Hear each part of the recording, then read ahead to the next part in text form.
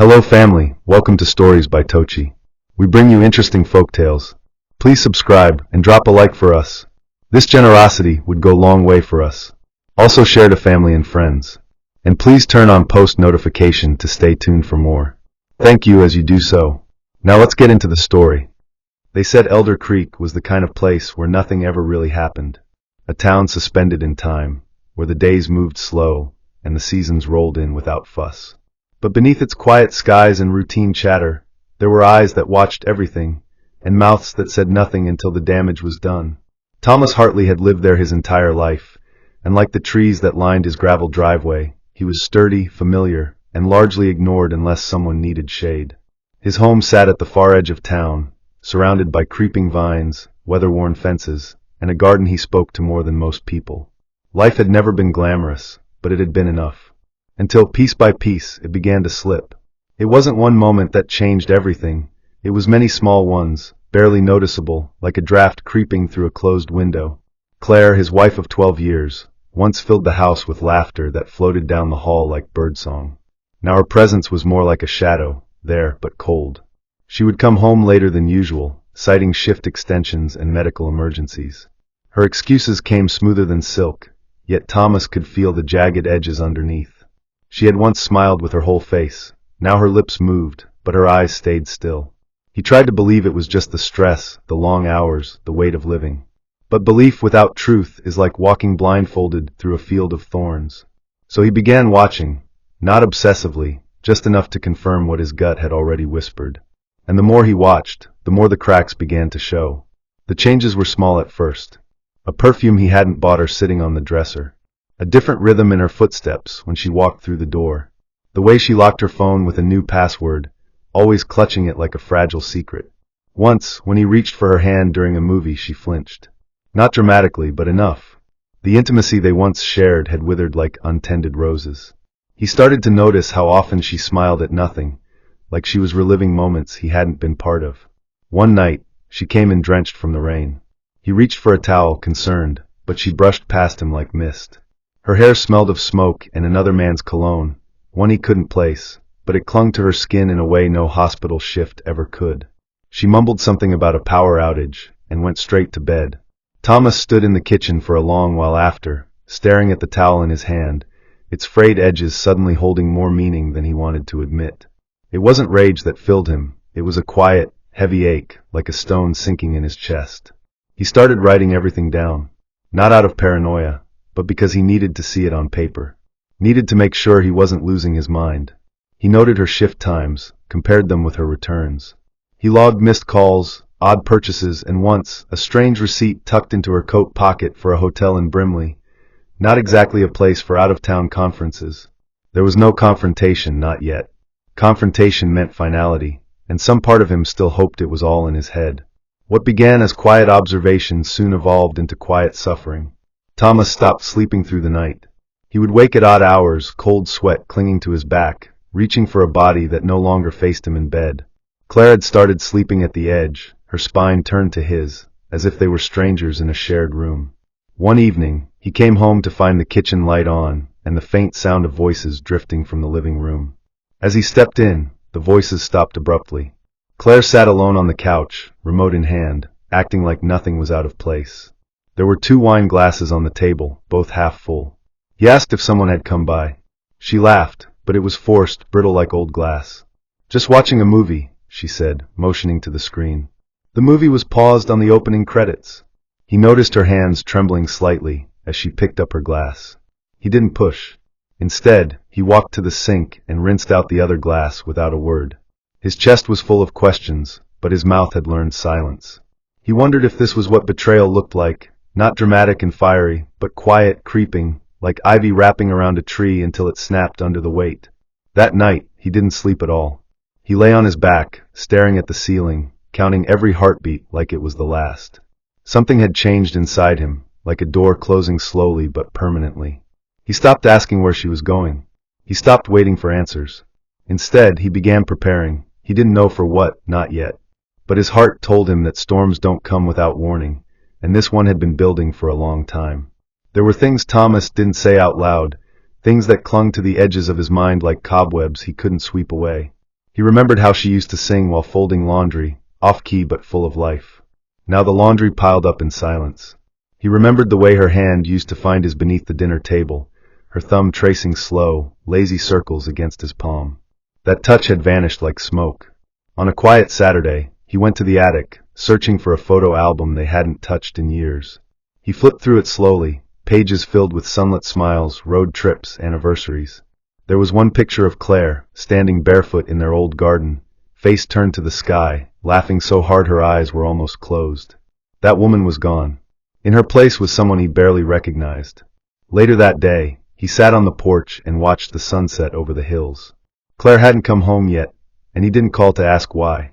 The air was heavy, and the sky bled orange and red across the horizon. He thought of her, where she might be, who she might be with. The ache in his chest wasn't jealousy. It was mourning, not for the betrayal, but for the slow death of something he once thought would last forever. He lit a cigarette, though he hadn't smoked in years. He let the ash fall onto his jeans. He didn't flinch, because when the heart begins to crack, even pain becomes a kind of comfort. What he didn't know, what he couldn't know, was that this was only the beginning. And the worst part of betrayal isn't the knife in your back. It's realizing the person holding it used to sleep beside you. Claire had always been good at compartmentalizing her emotions, tucking guilt and regret into neat corners of her mind the way she folded sheets in the linen closet, hidden, smoothed out, and pressed down. It was a skill she'd learned long before she ever met Thomas, long before the house with the red shutters, long before the routines that now bored her like a favorite song played one too many times. To the outside world, she was the epitome of warmth, a nurse with soft hands, the kind of woman who remembered your mother's name, who offered casseroles after funerals, and who smiled just the right amount without making people uncomfortable. No one suspected the storm she carried inside her. When she first met Jason Miles, it was nothing more than a distraction, an itch to feel noticed, to feel alive again. He was posted temporarily at the hospital for some equipment calibration, but from the moment he walked in with his button-down shirt slightly unbuttoned, and a smirk that hovered on his face like a challenge, something clicked inside her. She wasn't searching for anyone. That's what she told herself. But when Jason called her Sunshine, that first week, and winked over his clipboard, she didn't correct him. She just smiled and let it slide. That was how it started, not with lust, but with flattery, the kind of attention she hadn't felt in years. The kind that made her want to be seen again, even if only through borrowed light. Jason was younger by a decade, cocky, and magnetic in a way that didn't try too hard. He had a habit of standing too close when he spoke, his voice low, his sentences always ending in something unspoken. Claire never let it show, but his presence made her palms itch with a kind of thrill she hadn't felt since her early 20s. At first, their exchanges were harmless, coffee breaks in the staff room, casual texts about shifts. But there was always an undertow, always the quiet threat of something deeper waiting to surface. The first time he touched her, it wasn't bold. Just his hand brushing against hers as she passed him a pen. But it lingered. That night, she stared at the ceiling beside Thomas, her body there but her mind far away, caught in a loop that wouldn't stop replaying. By the second week, they were going out for coffee outside of work. Just coffee, she told herself. She wore makeup on those days, not too much, just enough to wake her face up. Jason complimented the color of her lipstick, said it matched the fire she tried so hard to hide. Claire laughed, embarrassed, but something inside her warmed. She told herself it was innocent, but deep down, she already knew she had started down a road that didn't lead back. It wasn't long before Jason began sending her late-night messages, playful at first, then suggestive. She hesitated, not because she didn't want it, but because she still hadn't decided what kind of woman she was willing to become. The turning point came on a Thursday, the kind of day that sat heavy in the sky. Jason had been transferred temporarily to a nearby clinic and had left her a note in her locker, his handwriting messy, the message short. "Can't stop thinking about you." She stared at the paper longer than she should have. That evening, she lied to Thomas for the first time in years. Said she was staying overnight at the hospital to cover a shift for a colleague. He believed her without question, kissed her on the forehead, and told her not to work too hard. She stood in the doorway for a moment before leaving, unsure whether to feel guilty or grateful. That night, she met Jason in a motel on the outskirts of Brimley. It was raining, and the air smelled of wet leaves and desperation. Jason greeted her like someone who already knew the ending to a story and was only waiting for the rest to catch up. They didn't speak much. Words felt too heavy, too fragile. It was easier to fall into the silence, into each other. When she returned home the next morning, Thomas had made coffee and was sitting on the porch reading the newspaper, just as he always did. He looked up, smiled, asked how her shift went. She lied again. She'd never been good at lying, but now it rolled off her tongue like second nature. The worst part wasn't the deceit. It was how easy it had become, how normal it started to feel. Days turned into patterns. Her mornings were filled with routine, her nights with guilt and secret rendezvous. She began to exist in two lives, two skins, two timelines, and the lines between them blurred more with every passing hour. Despite everything, a part of her still thought it might fade. That whatever spell Jason had cast would wear off, that she'd return to the comfort of Thomas without needing to explain what had happened. But Jason had no intention of being temporary. He started leaving his things in her car, his jacket, his cologne, once even a toothbrush. He spoke about her in possessive tones, as if her life with Thomas was a detail that would soon correct itself. "You weren't made for silence, Claire," he said one night, tracing the curve of her back. "He made you forget who you are." She didn't argue, not because she agreed, but because she didn't know anymore. Thomas, meanwhile, continued to drift farther away, not because he was oblivious, but because he didn't know how to reach her. One evening, Claire walked into the house to find dinner already made, candles lit, and a note on the table that read, "Thought we could talk tonight." But her heart sank, not with guilt, but with dread. She didn't want to talk. She wanted escape. She made up an excuse, said she was too tired.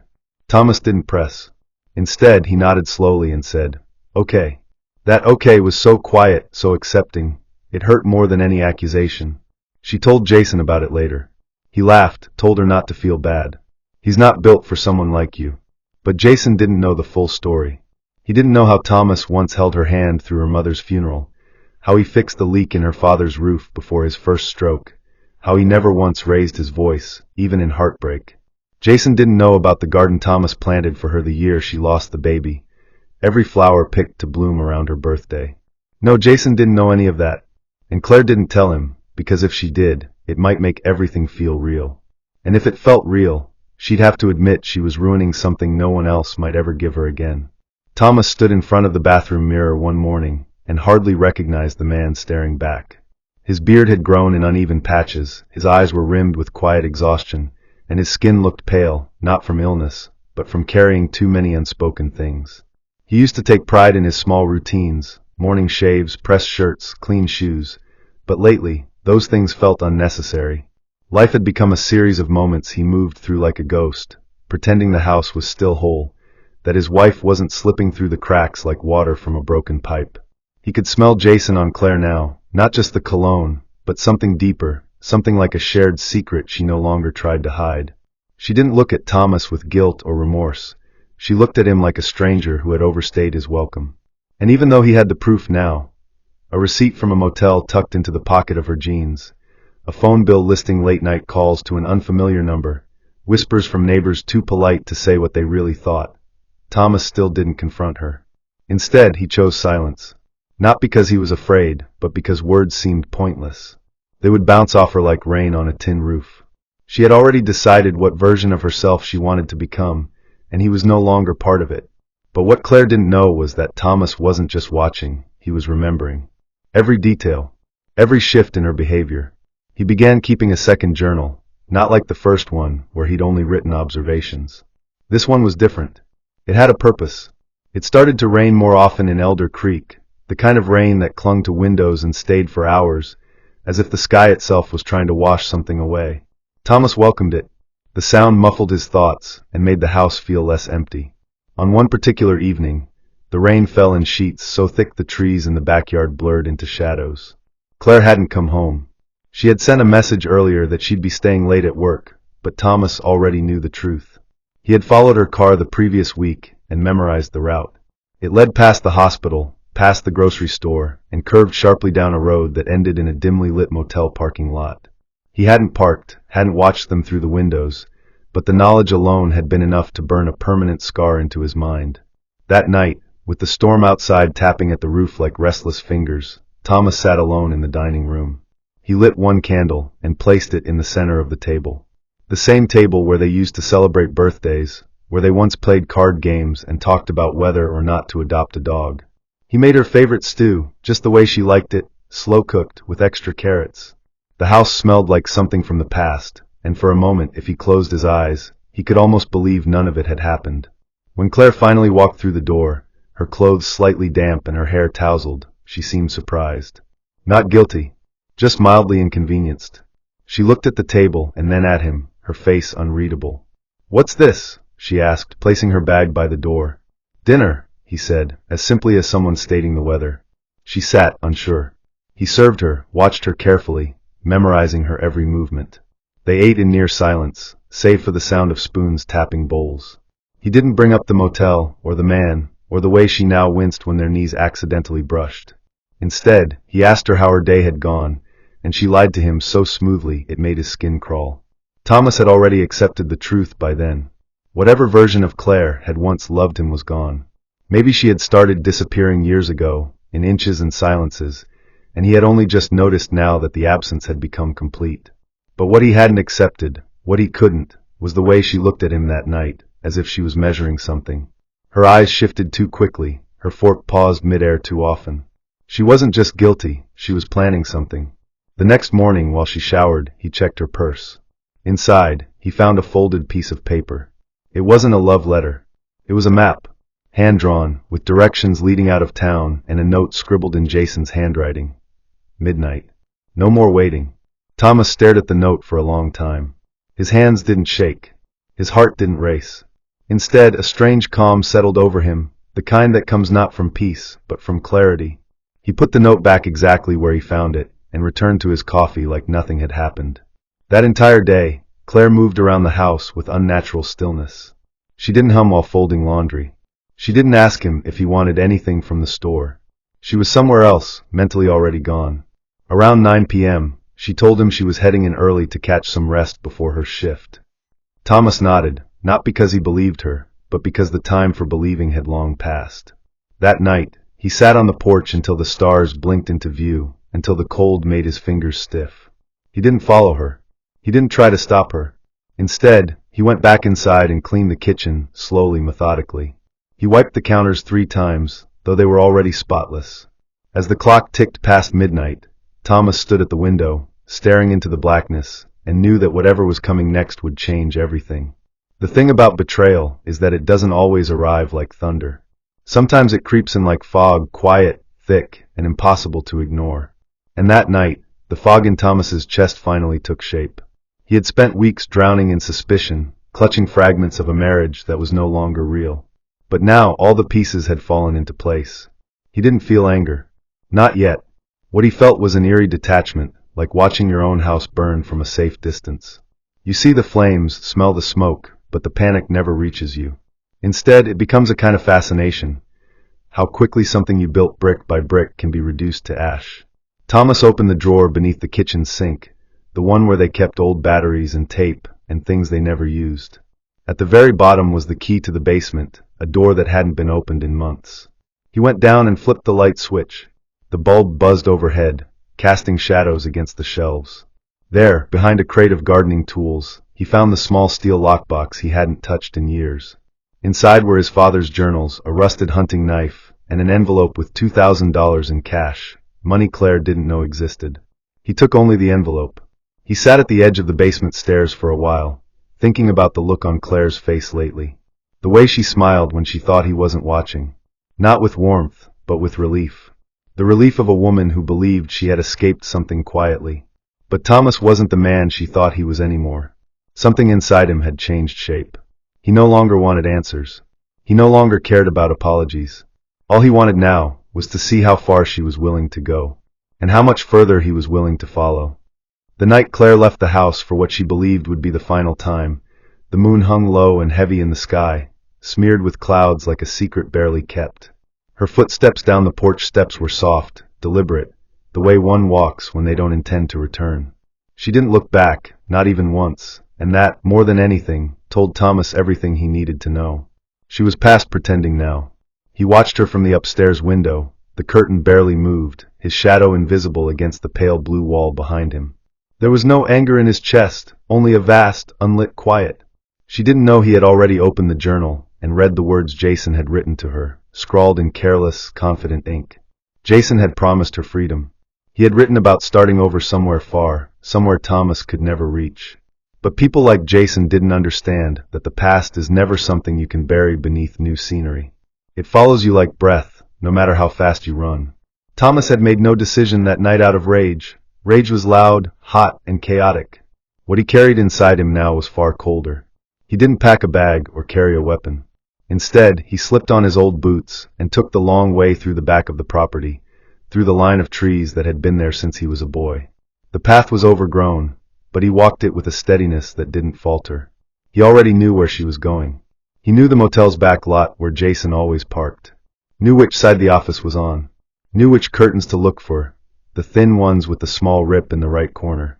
He had seen it all weeks before but hadn't acted, because timing, he knew, was everything. When Claire pulled into the motel driveway, her hands trembled slightly on the wheel. Not from fear, but anticipation. Her heart beat with a rhythm she hadn't felt in years, like a second youth pulsing through her veins. Jason was already waiting, leaning against the doorframe in his usual half-cocked way, arms crossed, his confidence thick enough to drown in. He wore the same leather jacket he always did, the one she used to tease him about smelling like cigarettes and cheap bar soap. But tonight, she didn't mind. In fact, it made her feel like the version of herself he had created in his stories, bold, reckless, untamed. He kissed her before she could speak, and for a moment, her guilt dissolved. They moved inside quickly, like two fugitives from their own pasts, the room stale with the scent of old carpet and forgotten nights. Jason turned the TV on for noise, and poured 2 drinks from the bottle he kept in his duffel. He talked about Arizona again, about the house his cousin promised them, about sun-drenched porches and the freedom of starting fresh. Claire smiled, nodded, said all the right things. But part of her was distracted. The rain had started again, tapping against the window pane like knuckles with urgent news. She kept looking toward the curtains, something gnawing at her, a sensation she couldn't name. Jason didn't notice. He never noticed much unless it directly involved him. He began to talk about Thomas again, this time with irritation, not fear. "He's weak," Jason said, swirling the liquor in his glass. "The kind that disappears without needing a push." Claire didn't respond. Her silence wasn't agreement, but resignation. She had stepped too far to turn around, and the weight of what she'd done sat in her stomach like cold iron. She walked to the window and peeked through the side. Nothing. Just shadows and rain. But still, something in her bones whispered that not everything had gone unnoticed. Outside, under the curtain of dark trees lining the motel's rear fence, Thomas stood motionless. The rain had soaked through his coat, but he didn't flinch. His body was still, but his mind was sharp, focused. He watched the window where the light flickered behind thin curtains, saw the vague outline of movement. A man pacing, a woman sitting still. His wife. His home. His end. The air around him was thick with the kind of silence that comes before a decision is made. He didn't bring a gun. Didn't bring the knife. All he brought was knowledge and timing. He knew the motel's layout, the location of the back entrance, the pattern of the security lights that flickered off every 5 minutes due to poor wiring. He moved only when the lights blinked, his steps measured, careful. He wasn't there for confrontation. He was there for confirmation. He needed to see her, really see her, in that space with Jason, stripped of the lies she wore like perfume. As he crept to the side of the room, his shadow cast long across the siding, he reached the narrow gap between the curtain and the window frame. Through it, he saw her, his Claire, laughing. Not politely, not nervously, but fully, freely, the way she hadn't in years.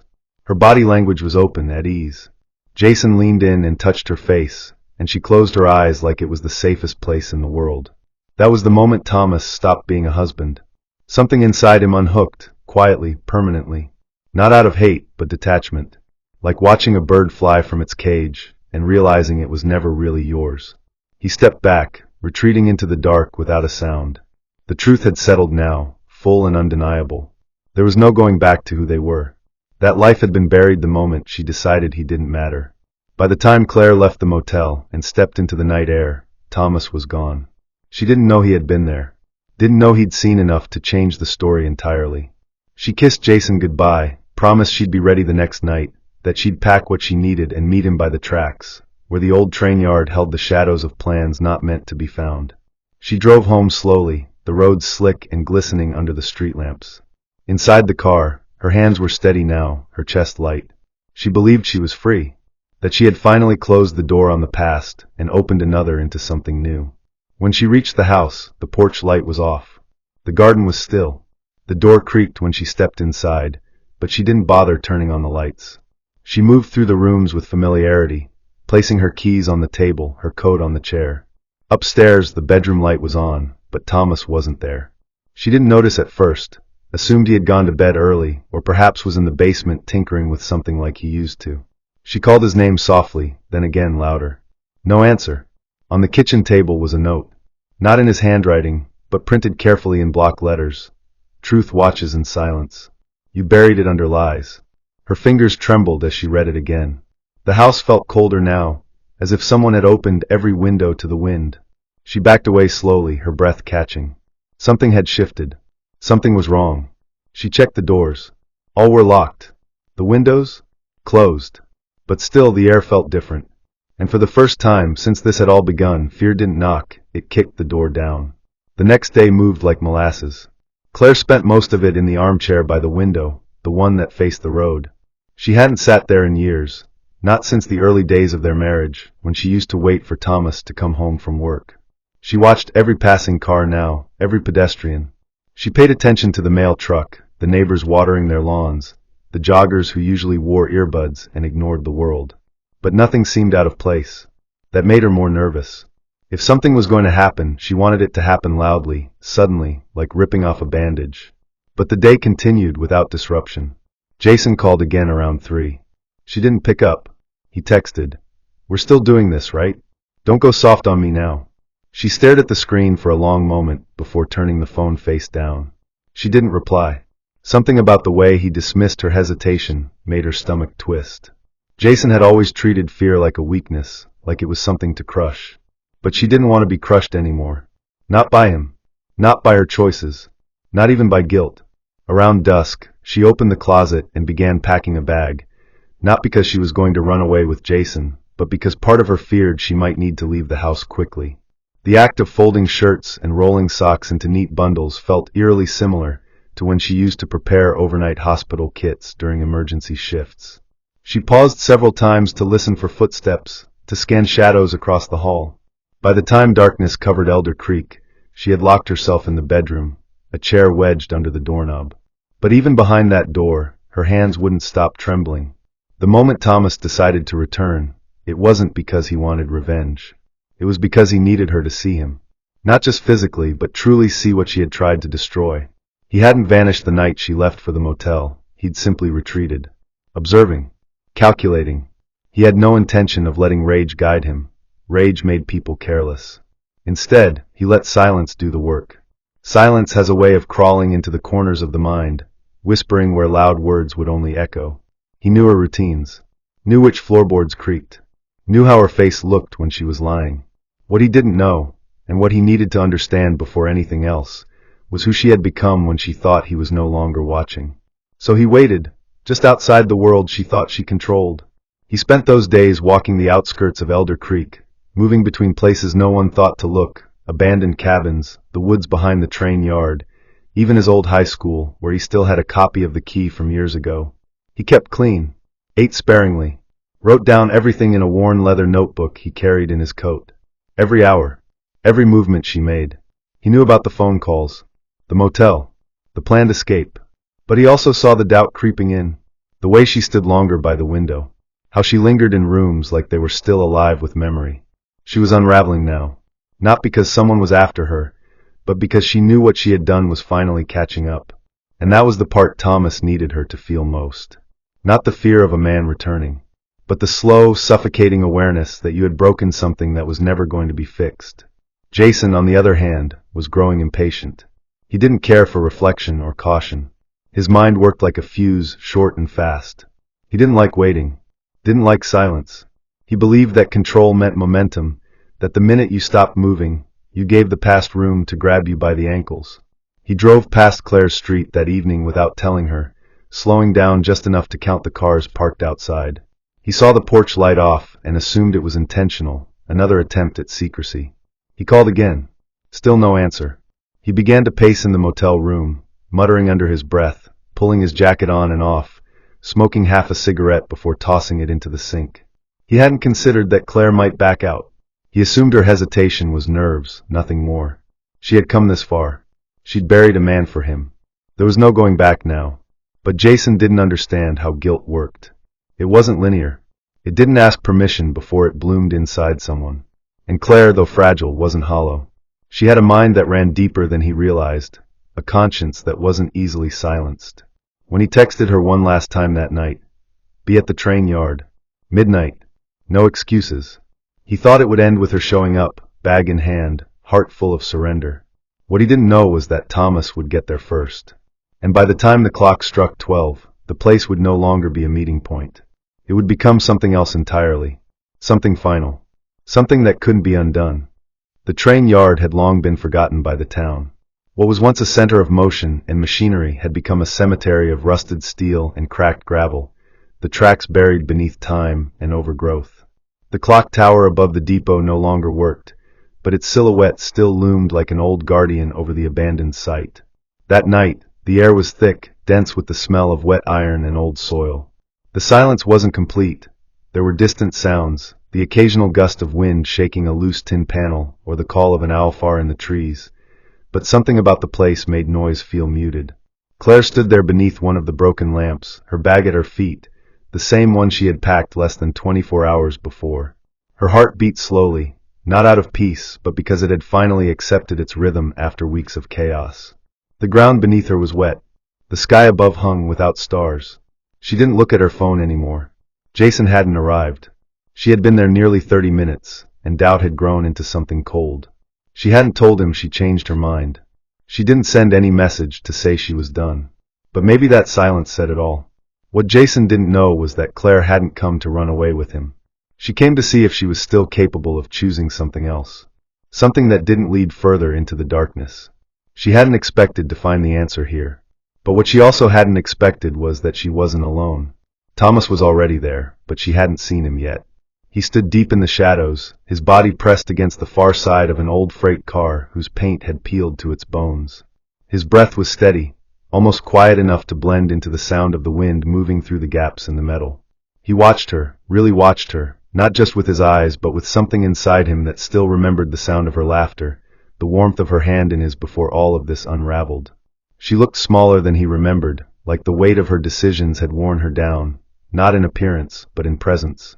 The woman standing under the broken lamp was not the same one he'd fallen in love with. But she was also not the stranger he'd convinced himself to hate. Watching her now, he realized there had never been a single moment when she became someone else. It had been gradual, like the shifting of seasons, too subtle to notice until the leaves were already on the ground. And though his mind had played every possible ending, confrontation, confession, even retribution, none of those versions fit the reality unfolding before him. He didn't want to scream. He didn't want to scare her. He just wanted to know why. Not the surface answer, not the excuses wrapped in grief or guilt. He wanted to hear the truth in her voice, raw and untethered. So when he finally stepped out from the shadows and she turned to see him, her face didn't twist in horror. It collapsed. Not because she feared what he would do, but because she never imagined she'd be seen again by the one person who knew her too well to believe the lies. She didn't move. She didn't run. The wind caught the strands of her hair, pulled them across her face, but her feet stayed planted, rooted like she belonged to that moment. Thomas didn't walk toward her quickly. His steps were slow, careful, almost reverent. She watched him approach as if he were a ghost she had summoned and now couldn't unsee. When he stopped a few feet away, neither of them spoke at first. Words felt too small, too brittle to carry the weight between them. It was Claire who finally broke the silence. Her voice didn't shake. It cracked once, then steadied. "I thought you were dead." Thomas nodded slightly, but said nothing. She continued, "You weren't supposed to be. You weren't supposed to come back." Her voice wasn't cruel. It wasn't defensive. It was filled with something far worse, shame. "I didn't know what else to do," she said, her eyes wet now, not with panic but with something closer to sorrow. "It went too far. I thought it was too late to fix anything. I was scared." Thomas let the silence stretch. He wasn't angry. Not anymore. What he felt now was more complicated, like looking at a house you used to live in after it had burned down, recognizing the shape but not the warmth. "You could have told me," he finally said, his voice quiet but firm. "You could have left. You didn't have to bury me." She shook her head quickly, as if trying to erase the memory herself. I didn't bury you. I thought, Jason said you wouldn't feel it, that you wouldn't wake. But even she knew how ridiculous that sounded. She covered her mouth with both hands. God, what did we do? She whispered. For the first time since that night, she let herself cry. Neither of them heard Jason's footsteps until it was too late.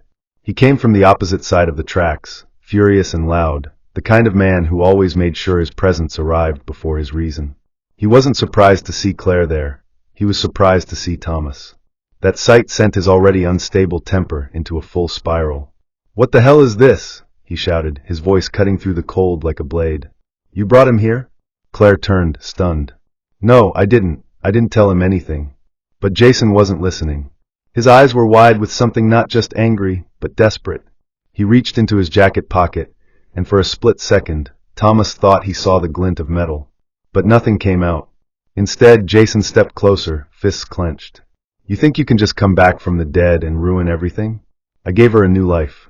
You were the past. Claire stepped between them before Thomas could speak. Stop, she said sharply, her voice suddenly unafraid. You need to go. Jason laughed, but it was bitter. Go where, Claire? I gave up everything for you. She stared at him. No, you didn't. You never gave up anything. You just took. Jason's expression changed then, like he realized he was no longer the one in control. For a few seconds, he looked like a boy pretending to be a man. Thomas didn't raise his voice. He didn't threaten. He simply stepped closer and looked Jason in the eyes.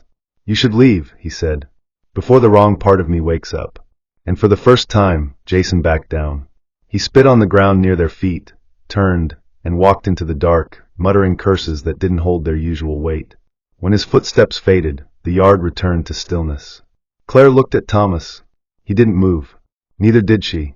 There was no need to rush now. The worst part was over. But the aftermath was just beginning. Sometimes the people closest to us can hold the sharpest knives. Betrayal doesn't always come with raised voices. It often arrives in silence, in things unsaid, in eyes that stop looking at you the same way. So guard your peace. Listen to your instincts. Don't ignore what your spirit already knows. And if you've hurt someone, don't wait until it's too late to make it right. Because no matter how far you run, the truth always finds a way back home. May your heart never be handed to the wrong hands. May the people around you love you with clean intentions and loyal spirits. May you never fall so deep into pain that you lose yourself in the process. May betrayal never find a home in your life, and if it ever knocks, may you rise stronger, wiser, and more peaceful than before. May your quiet seasons bring healing, and your loud storms bring strength.